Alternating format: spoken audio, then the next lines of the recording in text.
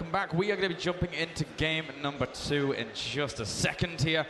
Map is going to be Cloud Kingdom. These two players spamming their hearts out to be able to get into this next game. They seem quite cheery in the chat. I mean, I'm spamming Go along with them. The map, Cloud Kingdom, decent for mutalisks, but not so much because of the mutalisk mobility. It's more the Zergling mobility that can exploit all the different counter-attack paths. Also much easier to get 4th and 5ths up with that muta play, but I would like to see more Infestor play come out of these players, just due to the fact that you can defend well. Even though the mutalisks are good in mutaling, you can always lock down all those attack paths with the fungal growths. Very, very true. And neither of these players are unfamiliar with going into that Infestor play. So, ladies and gentlemen, let's get into game number 2, spawning down to the bottom left-hand corner. Currently 1 game up in this best of 5. Who will advance onto the final? Give it up for Azubu viOLet.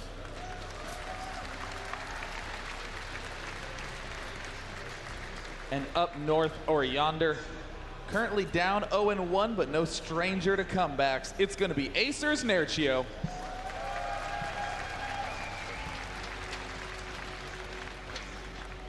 Cloud Kingdom. It's one of the maps that you won't see as much hatchery first, as opposed to Daybreak, where we obviously will see a lot of hatchery first because the rush distance is a little bit different in methods. But at the same time, a lot of Zerg players nowadays feel that going hatchery first, even if your opponent opens up some kind of little bit of an earlier pool, the micro and the potential cancel on a hatchery anyway, if you have to be forced to do that, can still be enough to keep you in a good, stable position in the game. So some Zergs almost swear fully by hatchery first nowadays. Yeah, I do. I have seen Nerchio, in particular in his TSL4 matchup against Dark Force. Yep. Always goes pool gas on any reasonably distanced map. Ohana, Cloud Kingdom, pretty much not Daybreak.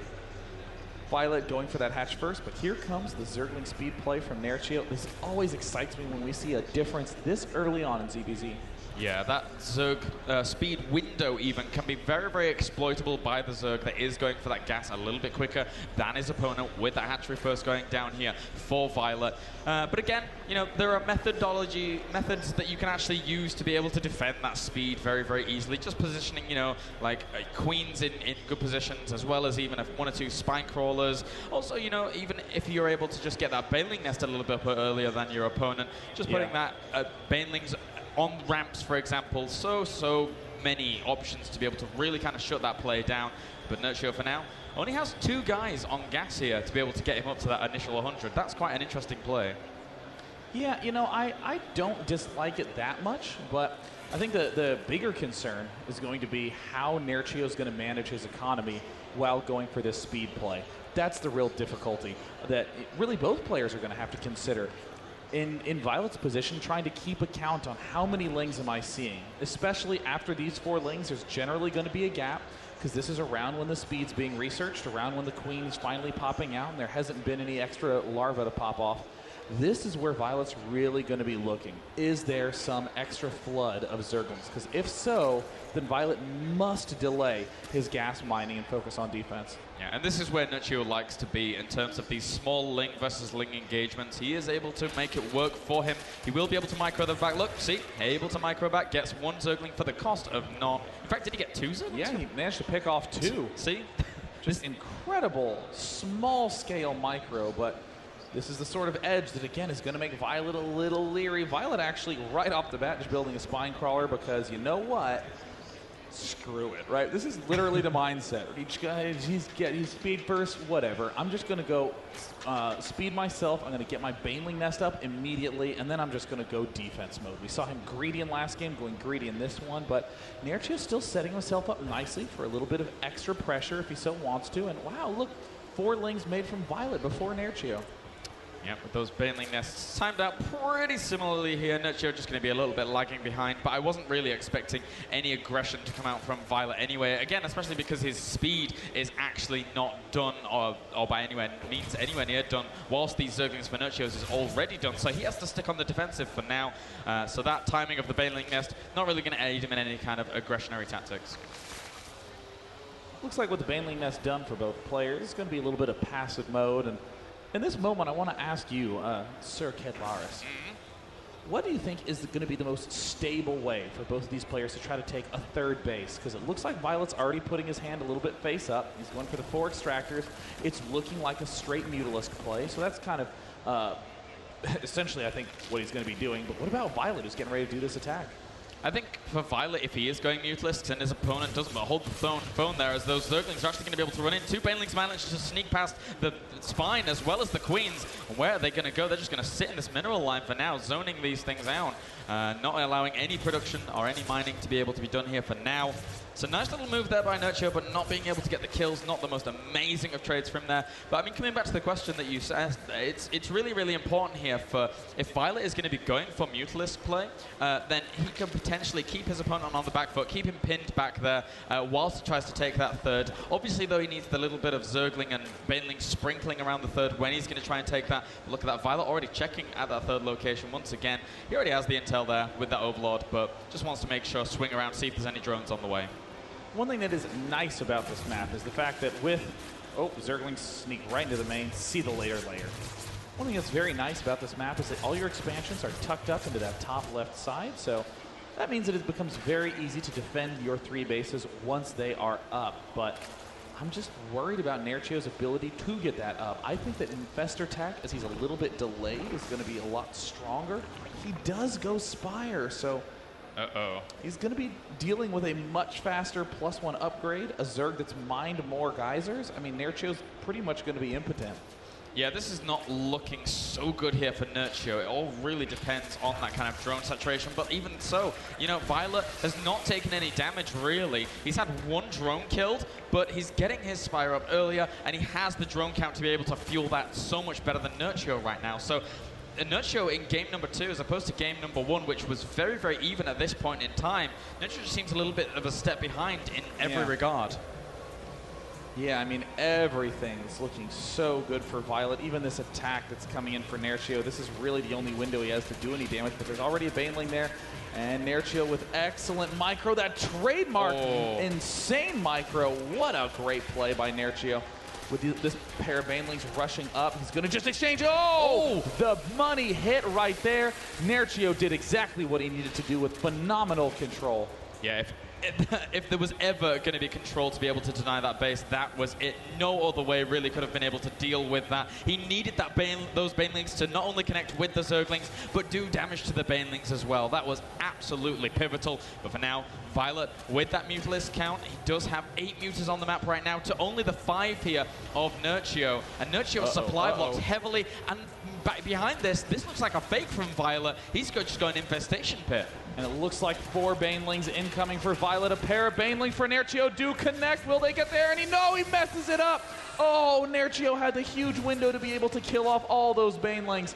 Nerchio, though, has amazingly evened up the supply count, and it looks like viOLet, in a little bit of panic, he went for the insta-transition. He's going to be going Infestor Roach, and there's the kill window timing that we heard Artosis talk about a little bit before.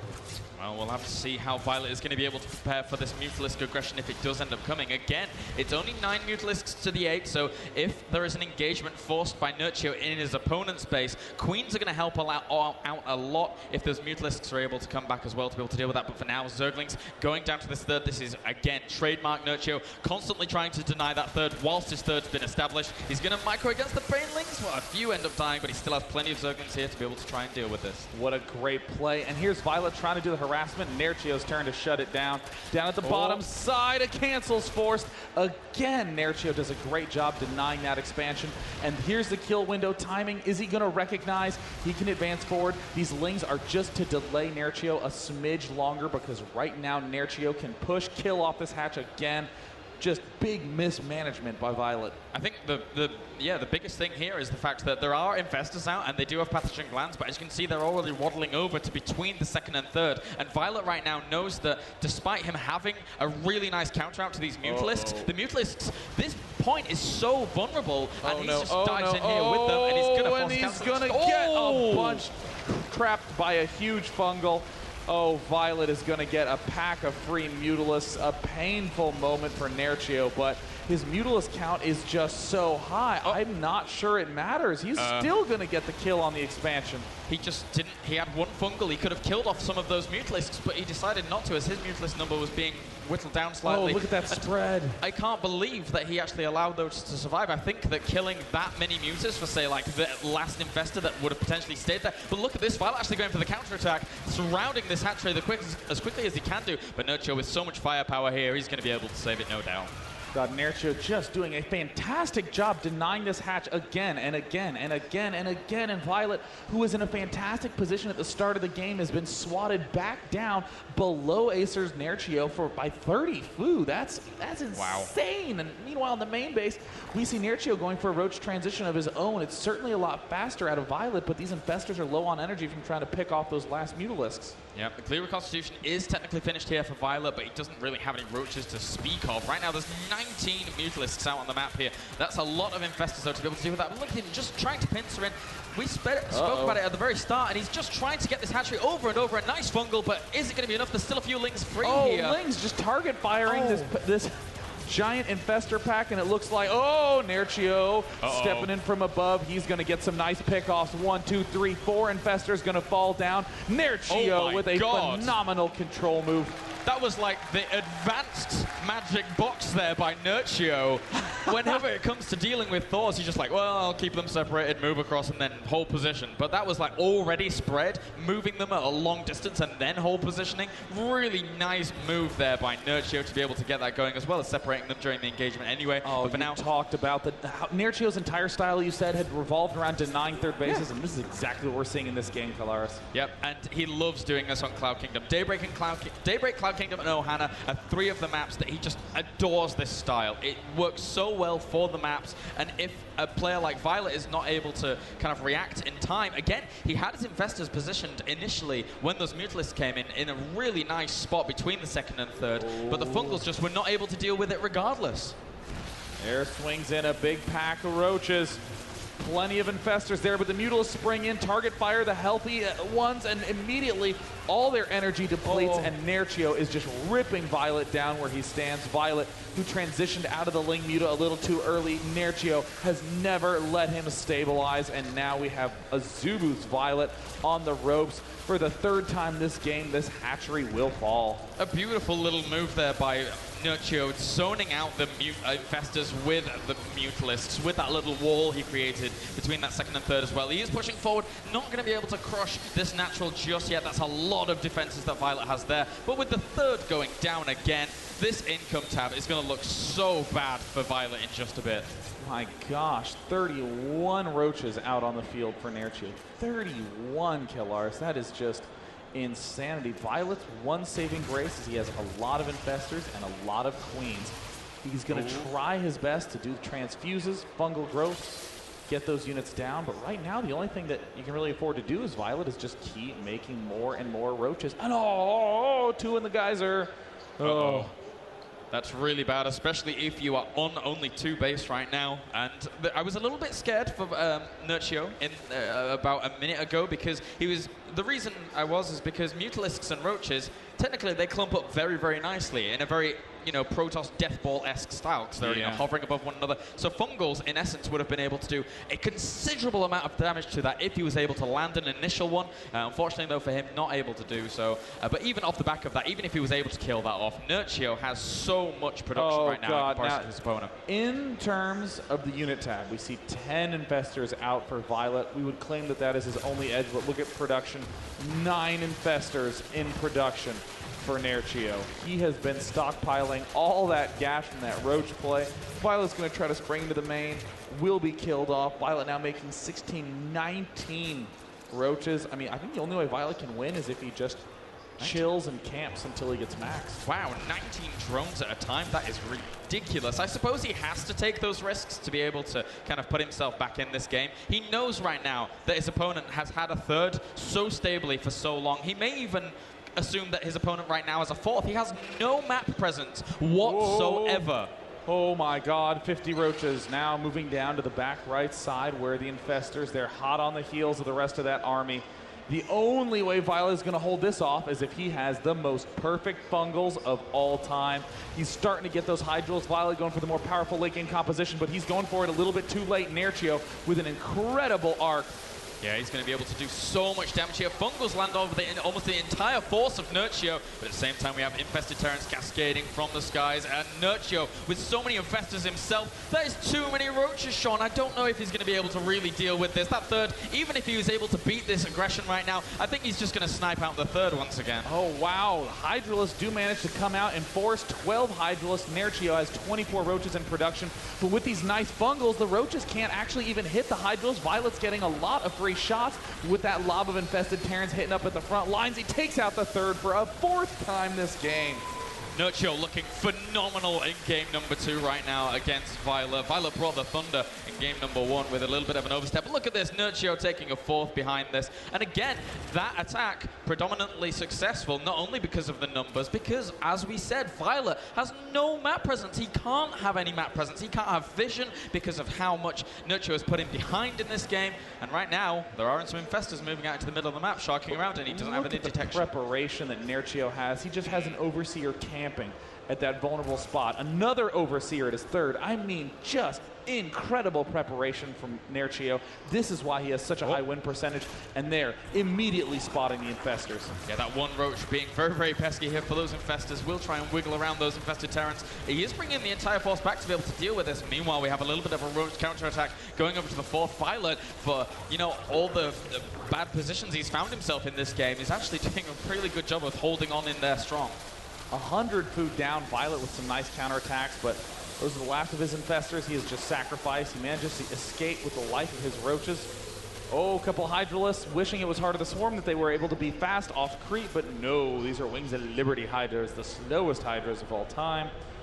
And Nerchio is just going to continue the same tactic he's done all game long, deny the third. Goodbye third once again, no doubt indeed. As for now, 41 Roaches out against the 16, 7 Infestors against the 2. How is viOLet going to be able to hold this? Well, a nice fungal growth is always very handy, but not enough here to be able to deal with this. The third will end up falling. This composition for viOLet falls. GG. God, viOLet is great at holding on.